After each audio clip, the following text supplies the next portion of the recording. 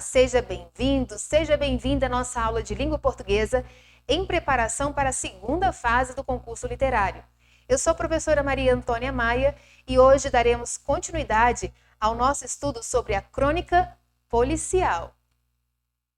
Em nossa aula passada, estudamos um pouco sobre o gênero textual crônica.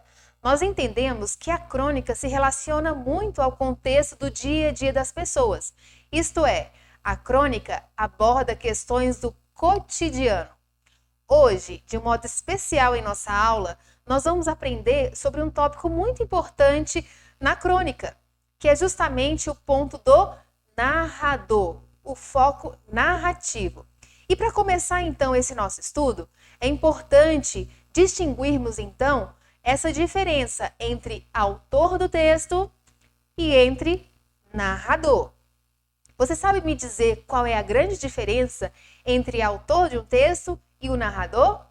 Bom, o autor do texto, ele realmente é aquele que produz o seu texto. Ele cria o seu texto para então ser divulgado. Já o narrador da história é quando o próprio autor, ao escrever o seu texto, ele então escolhe um foco narrativo para aquele texto. Ele escolhe a perspectiva na qual vai ser narrada aquela história. E para isso nós vamos hoje em nossa aula aprender o que é isso, o que é um foco narrativo, quais são os tipos de narrador que nós podemos ter dentro de uma crônica. Está preparado aí? Então vamos juntos aprender. O primeiro tipo de narrador dentro de uma crônica, nós falamos que é o narrador personagem. O narrador personagem é aquele que participa da história. Ele participa tão ativamente da história que ele conhece de forma emotiva, de forma detalhada, o que ocorreu dentro da própria história. Quando nós falamos em narrador em primeira pessoa, é muito natural aparecer o pronome pessoal eu, ou o pronome referente à primeira pessoa, tá? Então, isso é muito comum quando nós temos o foco narrativo em primeira pessoa, isto é, o foco narrativo sendo o narrador personagem. Um outro tipo de narrador que nós temos dentro do texto é o narrador observador. Como o próprio nome diz, narrador observador, ele vai observar os fatos, ele vai observar o enredo, ele vai observar as circunstâncias. Um narrador observador, ele não tem conhecimento aprofundado da própria história, como se estivesse participando, por exemplo. Ele sabe o que aconteceu, mas os pormenores, os detalhes, ele muitas vezes se esquiva de colocar porque ele não tem o próprio conhecimento. O narrador observador, então, ele é imparcial dentro da história. Por quê? Porque ele não participa. E o narrador observador geralmente é apresentado em terceira pessoa. Agora, vejamos bem, quando eu falar em terceira pessoa, eu uso geralmente o pronome ela, o pronome ele, mas muitas vezes esse pronome pode ser substituído por um referente diferente, por um nome de pessoa, por um nome de um animal.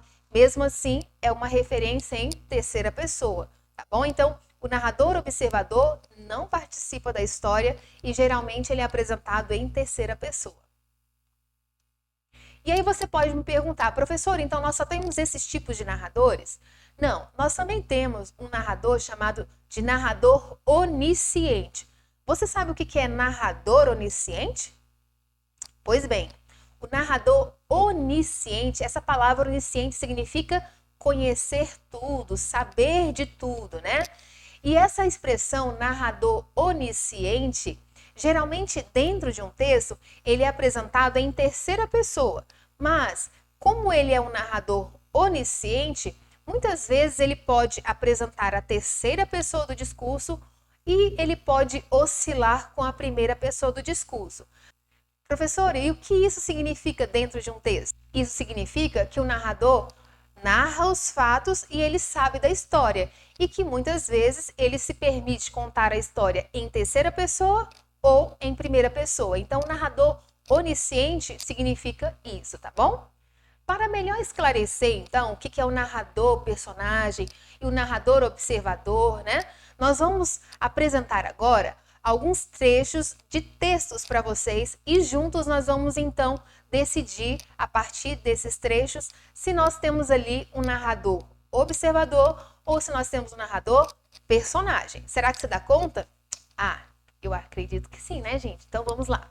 Os meninos gostam de ir ao jardim de infância todos os dias, mesmo com neve e gelo, pois movimentam-se, e o frio então passa. À noite nevou, e logo pela manhã tudo estará coberto com uma grossa camada de neve. Os meninos correm para fora de tanta alegria. Alguns fazem inclusive cambalhotas na neve. Então, gente, a partir desse trecho de texto, né? Você saberia me dizer se nós estamos falando de narrador personagem ou de narrador observador? Muito bem, se você falou que é o narrador observador. Lembre-se, o narrador observador não participa da história e também é apresentada a terceira pessoa. Nesse caso, trecho, nós não falamos o ele, né? Mas nós usamos aí a palavra menino, né? Referindo-se então a outra pessoa, a uma terceira pessoa. Então, se nós fôssemos determinar qual tipo de narrador, nós com certeza falaríamos que é o narrador observador. Vamos para o próximo texto? Vamos para um próximo trecho de texto? Acompanhe aí. Brincar na chuva era um dos meus divertimentos prediletos, apesar de ter as recompensas depois, tosse e muitas vezes castigo também. A vida era bem livre naquele tempo. Podia-se brincar na rua, os perigos não eram tantos como nos dias de hoje. Onde eu morava, até trem passava, fazendo um barulho danado. Esse trecho aí tá fácil de descobrir, hein? Como que nós podemos, então, classificar o narrador dentro desse trecho? É um narrador personagem, muito bem. Nós temos, então, o narrador participando da história. Olha a presença aí, né, da primeira pessoa, o eu, né? Então, ele participa, ele conta a história dele, tá? Bem, viu como é fácil identificar os narradores dentro de uma história? Basta nós termos muita atenção e percebemos que quando um autor escreve um texto, ele escolhe qual o foco narrativo que ele quer dar para esse texto. Ele escolhe qual é o tipo de narrador que vai ser, então, predominante naquele texto. E nós, como leitores, precisamos ficar atentos ao foco narrativo de qualquer texto. Por quê, professora? Daqui a pouco nós seremos convidados a escrever o nosso texto também para o concurso literário. E nós vamos precisar, com a nossa crônica, escolher o foco narrativo, escolher o tipo de narrador que predominará dentro do texto, tá bom? Então, eu espero que você tenha aprendido muito na nossa aula de hoje, mas na próxima aula nós vamos aprender um pouco mais sobre as características da crônica, para quando formos escrever, estarmos, bem alinhados e conhecedores desse gênero maravilhoso que é a crônica. Não deixe de fazer a tarefa da semana. Encontro você na próxima aula. Tchau, tchau!